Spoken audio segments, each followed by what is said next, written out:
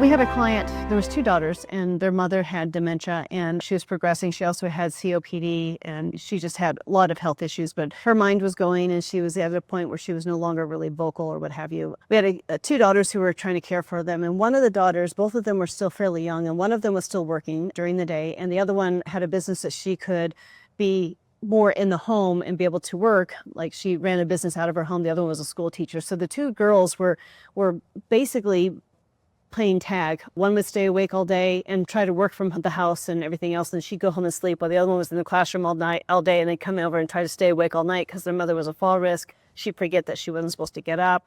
She also was on oxygen. She'd pull her oxygen off, things like that. And so it was just this whole nightmare, if you will, for the two girls. They were really kind of reluctant to bring in care, but the two girls were just really beginning to burn themselves out because they just were never getting downtime. They were never around their own families trying to take care of mom. So they finally decided to bring in adult care assistants to help with their mom. So our caregivers were coming into the home and we were providing support, but the two girls were still in the home and they were able to still be part of it. But what we were noticing in the beginning was how frustrated the girls who were becoming with their mom and how burned out they were, because just by the conversations and things, it was just becoming a very volatile type of a situation. So our caregiver came in and she started helping her with getting her in the bathtub, where the mom was fighting with the girls to get a bath or get changed. She wasn't as reluctant to the caregivers who were coming in a uniform. They're the medical professionals, so she was not giving us nearly as much, and maybe the training that our caregivers had helped make that transition a lot easier, a lot smoother, because we kind of knew how to kind of work with somebody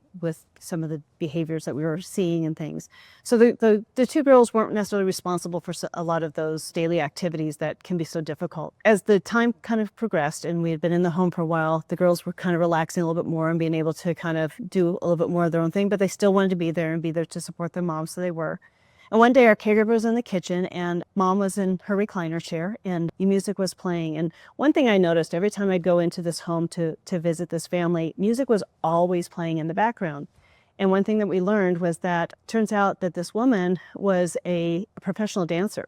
Her and her husband, when the girls were little, would travel the United States doing swing dance. And they were very, very good swing dancers, and they just traveled all the time, swing dancing and things like that. And they always had that music on for the mom because that was the time that she seemed the happiest, as long as the music was playing in the background. So there was always music playing in the background. Well, she was becoming more and more less responsive, and she's sitting in her recliner, and the caregiver was in the kitchen kind of doing some dishes and that type of thing. And the daughter was back in the back bedroom working on the computer, getting some stuff done. And as the caregiver was in the kitchen, she looked over, and mom in her recliner, she noticed that mom's foot was tapping to the beat of the music. So the caregiver walked over and she said, "Betty, would you like to dance?" And Betty indicated that she did. And so she called for the daughter and she's like, "You got to get over here really quick." And the daughter thought she had fallen or something, comes running out. She goes, no, your mom wants to dance. So our caregiver and the daughter got her mom up and into a standing position, rearranged all of those cords and oxygen and everything else around her. And next thing, the two of them were in each other's arms and they're swinging to the beat of the music. And she was able to dance with her mom. 24 hours later, Betty passed away. And the daughter called me and she said, "I just want to tell you how much that meant to me." She said, "That was the last dance that I had with my mom." And she said, "Up until that moment, I was so frustrated with my mom and so burnt out. But instead of having all the memories of all of the hardship and all of the hard times that we had with her dementia and her COPD and having to deal with everything, my last memory is dancing with my mother."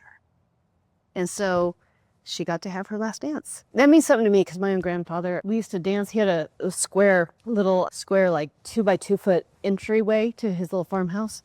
And when we were little, he'd always like to waltz with us. But he had an accident where he lost his knee. And he kept his leg, but he had this stiff leg. And I can remember the way we would dance, it was like this really rocking back and forth because he had this one stiff leg. And he used to talk about when he got to heaven, he was going to be able to dance.